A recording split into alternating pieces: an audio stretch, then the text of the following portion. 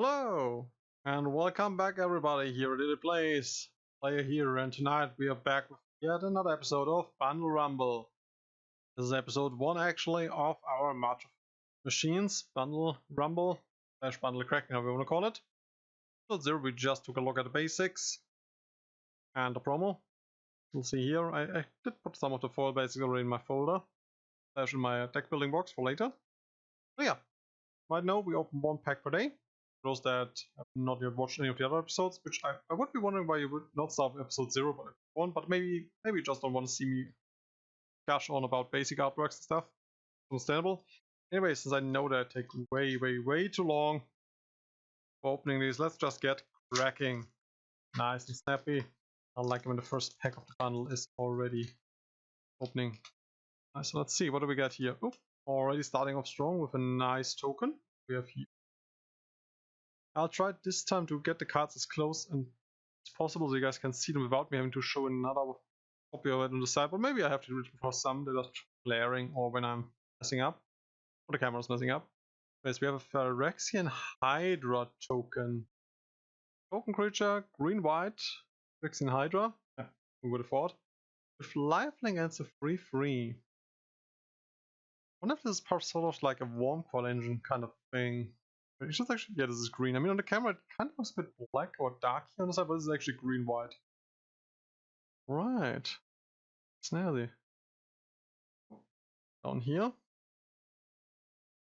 Let's hope that this time I spaced out things a bit better than the last few times. Our first art card. Be a Berserker from Kaltheim, I would assume, actually. Hold on, let me look away. We don't want to reveal that too early. See. This looks... What is the special art treatment for that card? What do you guys think? Is this a black card? Is this like with all the corpses and the blood around it? Is this a red card where he goes berserk? Even a very weird green card. What is it called? It's called Finn, the Fangbearer. Oh, wait, then it's a green one. This is a weird artwork for him. I mean, Finn the Fangbearer, I think I actually have that one in the old Kaltheim treatment for my Glissa Death Toucher deck. Interesting. A gorgeous card. That was I think 2 mana, 1/2 with Death Touch, and whenever a Death Toucher you control deals combat damage to a player, they get 2 poison counters. So basically like Toxic 2, but not really Toxic 2. And look at that. That's a nice full art basic already. Yeah, I mean, yesterday I'm saying in the other episode we were talking about the Ravnica Scar, so this definitely looks like a new Capenna.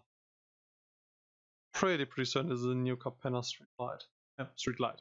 Yeah, also Streetlights was fine. You see the ominous portal in the background there, but the streets actually look pretty calm. Calm before the storm. And a very gorgeous basic. The Grady Frederick. That looks cool. If I build a deck around the new Capenna commander someday, I should maybe see if I can get some of. Right, of course if it's green. If it's not green, then yeah, I don't need those, but whoop. Almost messed up there.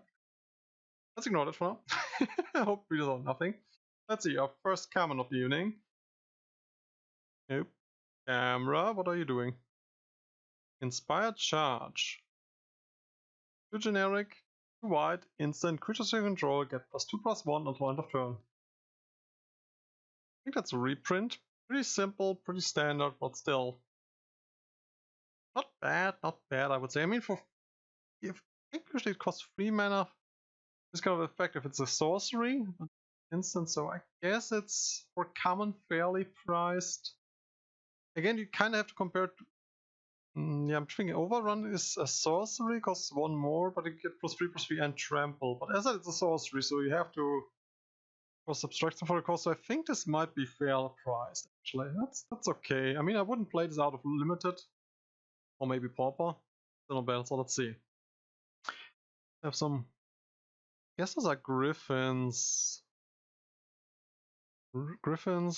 Rhyhorns. A Valkyrie in the background? This is a weird mishmash of force. What is this? Let's show these soulless fiends what a real army looks like. Forward! Sheila, Knight of Salphir. Okay, Salphir. I mean, Salphir rings a bell, but oops, not. I really need to polish my knowledge of the planes a bit more again. Yeah, cool card. But good for limited. For Popper, not really for most of my constructed decks, but still. I like the artwork. Really nice. Ooh, what do we have here? The moment of truth. One blue, one generic. Actually, it's the other way around, but fine. Then instant, look at the top 3 cards of your library. Put one of those cards to your hand, one into your graveyard, and one at the bottom of your library. I think it's also Reap, but it's again a very gorgeous artwork there. Is Elspeth getting her transformation? I think, looking at the flavor text, I see something about Elspeth there, so I think it is. I'm supposed to read the flavor text, actually, that you guys are on the same board as I am. On the precipice of eternity, Elspeth made a choice. The fight would not end without her.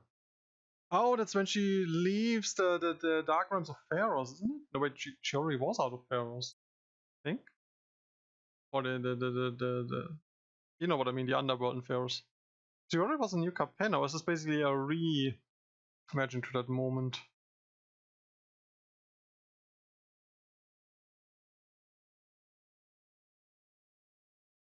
I'm currently missing something here again. Wait, was that in Fresh LBB1 or was in this set where she took the Silex blast to the heart? I think that was in Phyrexia. Okay, so this was her second kind of death-esque experience where she blasted herself with the Silex before it could blow up the Innocence in Phyrexia. That's a pretty card. The effect is not too bad, I think. I dig it. And has that gorgeous artwork. I guess this one could look really awesome in foil. If you just light up the right portions of it, like the path slightly, the door of course, and the feathers, the stars. Ooh, this could look gnarly. Let's see. What do we have here? Unseal the Necropolis. Two generic, one black, instant. Again, an instant. A lot of instants fodder here. Very nice. Each player mills 3 cards. Then you return up to 2 creature cards from the graveyard to your hand. Ah, I see. It helps you get stuff into your graveyard that you can reclaim. It be a Phyrexian spell this time around. The guy has definitely the Phyrexian brand on his chest. Guy Gel. I mean, it's more like a guy, but you can't speak for sure here. Looks like molten terrain around him. But maybe because he's coming out of the depths of hell slash the underworld, that's gonna be like, yeah, he's being spit out again by hell. Almost looks a bit like he has a sort of a motion blur effect going on there on the head part. Or this haze. I'm not sure, I think not just crystal in the background, also pretty interesting. Let's see. On Amon Cat, Phyrexia found a ready-made army of horrors waiting for new masters. Ah, see, so they are undrenching all the corpses. Actually, is that a mummy that's just getting her bandages shred? This lets me know this Amon Cat. Yeah, this could actually be the. I was wondering what those things were, but the strange could be the bindings of the mummies getting shed. That is kind of. I mean, still, I feel like there's a sort of a wannabe motion blur effect which I don't really like, but else the artwork is cool. I also showed the flavor text off properly. Let's see next. This guy reminds me of the pre-release because I think I had that one in my deck. Omen Hawker. 1 blue, it's a 1/1. Future Cephalid Advisor. Doesn't look like a Cephalid at all, but I mean, granted, over the years they maybe changed a bit their look. They have the ability to tap at 1 colorless mana and 1 blue. Spend this mana only to activate abilities. Yeah. I think I had that one in my deck, more like a filler card slash early mini beat sticks. And for some abilities it was okay. I think I was playing black-blue with a splash of. I want to say white, but I'm not entirely sure what I was playing there. I would need to look up actually I still have my deck lying around here somewhere. After years of fabricating visions for naive customers of the Obscura, Stefano was flummoxed by the nightmarish scenes that played out unbidden in his mind's eye. See, and we also see the branding of Phyrexia on his hands, so he definitely was tempted by the dark arts. And it's Obscura, so that means he's from Capella. I see. Yeah, I think there were cephalids from Capella. Actually, yeah, they were looking like that, which I wasn't. I mean, for me, cephalids are the big squid monsters from. What's this, the Onslaught block? So it's weird seeing those as cephalids, but I mean, I get it, I get it. They just have way less tentacles. Or like the Davy Jones from the Pirates of the Green movies. Still, bad. And we're already at 10 minutes. Jeez, I should maybe hurry a wee bit up, just a bit. Next on the list, Halo Forager. Forager? Forager? I think Forager. One generic, one blue, one black. Future, Fairy Rogue. I like me some fairies. Looks kinda cute. Anyways, let's first go to the rest card. Fairy Rogue. It's a free one fly. Thing body. When Halo Forager enters the battlefield, you may pay X. When you do, you may cast target instant or sorcery card with mana value X from a graveyard, upping its mana cost. That spell would be put into a graveyard, exile instead. Now this is a great effect. I like those kind of steal effects. I mean, it can be used to pseudo flashback a card on your graveyard. You can also use it to flashback an enemy's card. That is, I mean, it's a rogue, so it's not like a wizard, and of course wizards you can easily bounce, but against in blue and black, so I think you can definitely do some shenanigans with her. And this is an artwork that I think could greatly be enhanced with its foil, but I mean, I'm not like a total foil nut, so I'm actually fine with playing non-foil. Wrong. It actually looks on the camera, I'm just wondering that the symbol would be a rare, but this is just an uncommon. Just be a tint of the card for whatever reason right now. It's definitely a cool card. I think I definitely can find some decks where I would want to play. Actually, I'm wondering. I assume this is from Fairy from Eldraine then. What Halo did she steal then? Also, no, Halos are part of the Capenna lore. You know, I'm trying to make a rhyme out of this. I mean, I don't think she's corrupted by Phyrexia. The looks of it, I don't see any Phyrexian symbolics on her. Really cute. I will see if I need to if I can put that in one of my decks. I like these type of effects. I really do. My enemies hate them. I like them. Just so annoying. And of course, the good thing is you can not only steal from enemies, but you can actually just use it for yourself. So, only thumbs up for me there. Anyways, next on the block, what do we have here? Sandstalker Moloch. For one generic, 2 green, we get a 4/2 creature lizard with flash. That's a surprise jump blocker. Definitely worked. Or end of turn flashing in and then going through to red, surprisingly enough. When Sandstalker Moloch enters the battlefield, an opponent casts a blue and or black spell this turn, look at the top 4 cards of your library. You may reveal a permanent card from among them and put it into your hand. Put the rest of the bottom of your library in random order, so it even can give you card advantage. Ooh, this is interesting. I think those are all corpses slash bones on there. I wonder what world it is and what that is in the background. You see this? Is that a structure? Is that a burned out Colossus? Could be a burned out Colossus, because I mean, Phyrexia, as we said, is mostly associated with blue and black. Oh, camera, please focus, thank you. This is direct with blue and black cards. That could be the case what they're going for here. This is an interesting artwork. I'm not saying I'm a total fan of it, but I do get it. It's Crossword supposed to be a nasty, spiky little lizard boy. I like it. Oh, hello there. I do know you, because I played 2 of you in my pre-release deck. Let's go over you again. Eta Blade Agent. It's for 1 generic, 1 black. Creature, human rogue. With it's a 1/1 with Death Touch, so usually get for 1 mana, 1/1 Death Touch, so you're kind of like, yeah, this is a bit overpriced, but it also has a little ability for 4 generic and 1 Phyrexian hybrid mana. I actually forgot how they are called. Which you can either pay with a blue or 2 life. You can transform Eta Blade Agent, activate only as a sorcery, and you do get like this. Utaxian Mind Stinger. It keeps Death Touch. It's now free Death Touch. I mean, granted, you paid in total up at least 5 mana for this, so this should better be worth. Oh, sorry. At least 6 mana for this. Up to 7, so it should be worth. The body looks kind of weak, but if you can actually mind saying this combat damage to a player or a battle, we'll come to it in a minute, I guess, and draw a card. Yeah, those guys were not bad. I mean, the enemy kind of doesn't want to block those guys, but at the same time, like, if they get through, you get card advantage.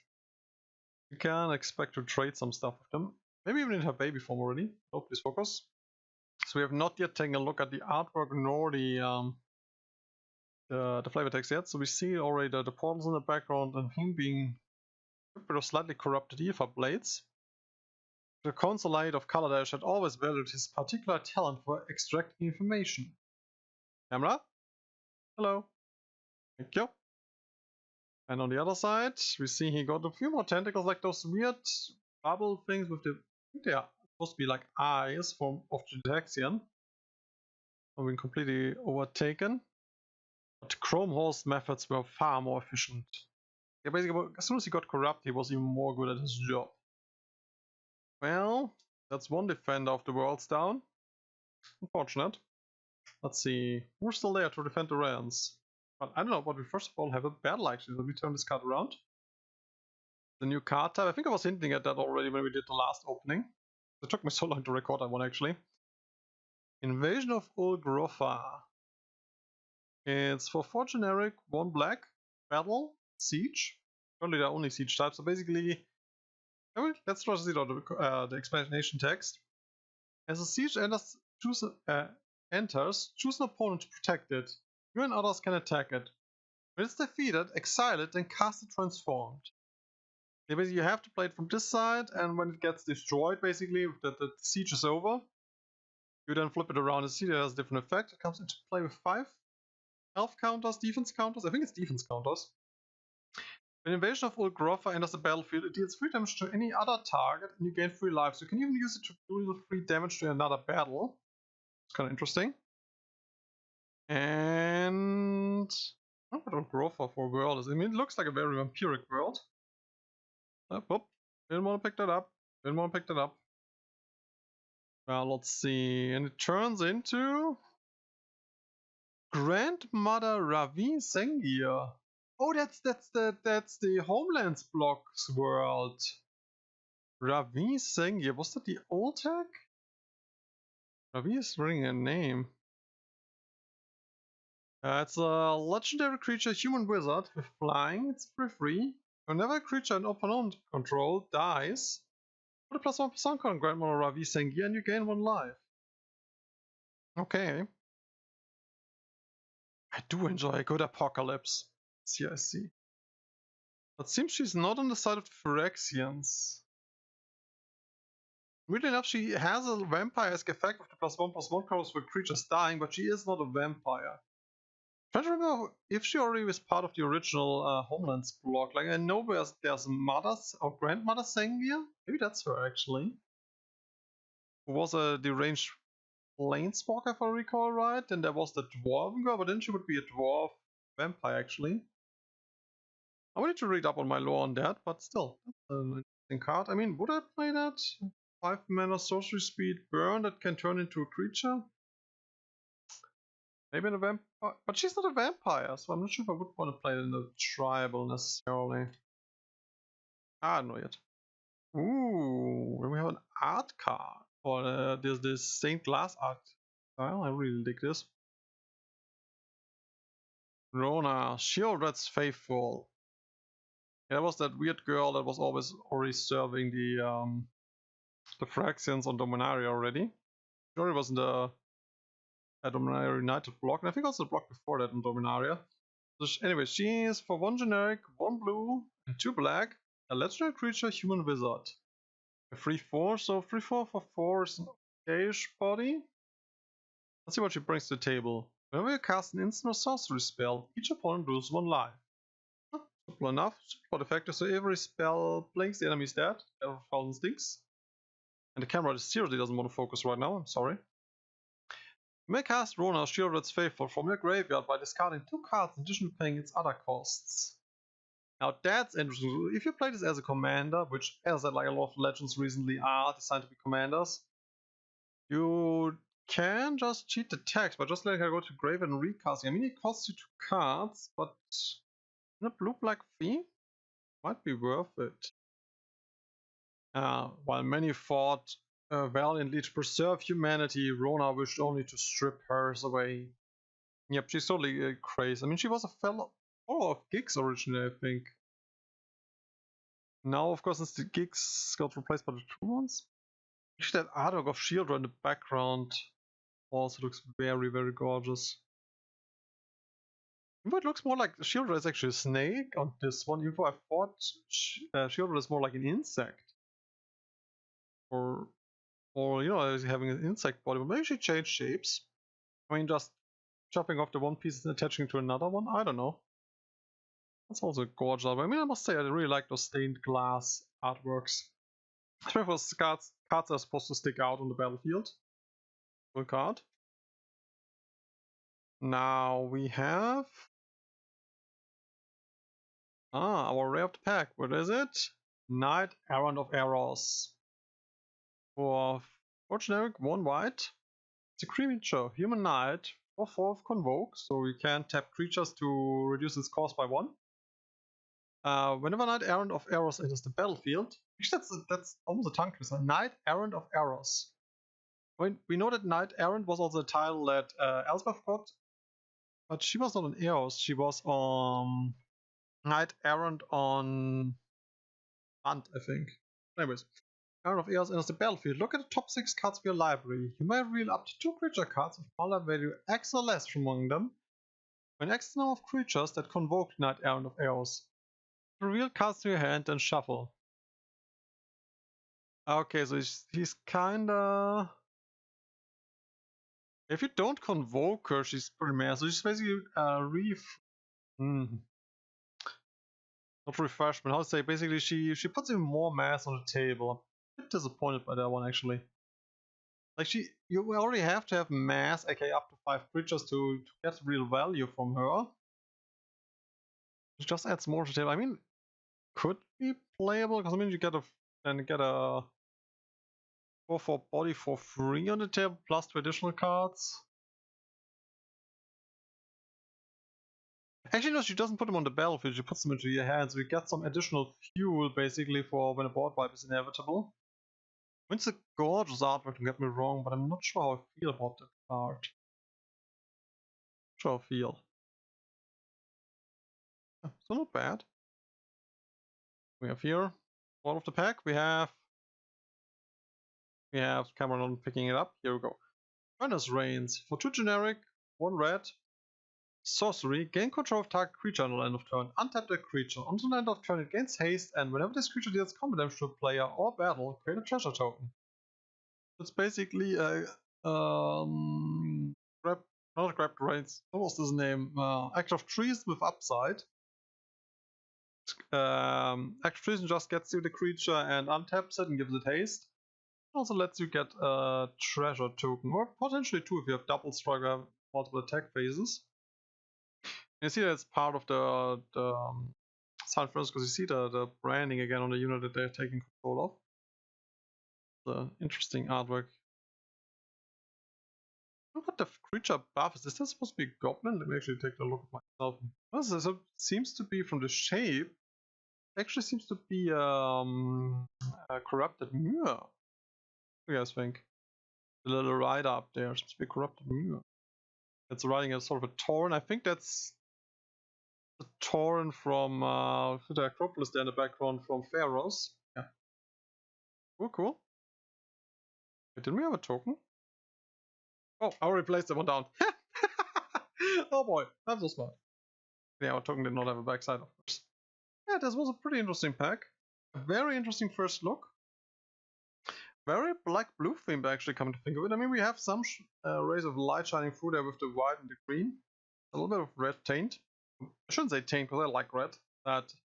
It's very black and blue, this pack. Yeah. Nice first pack, I would say.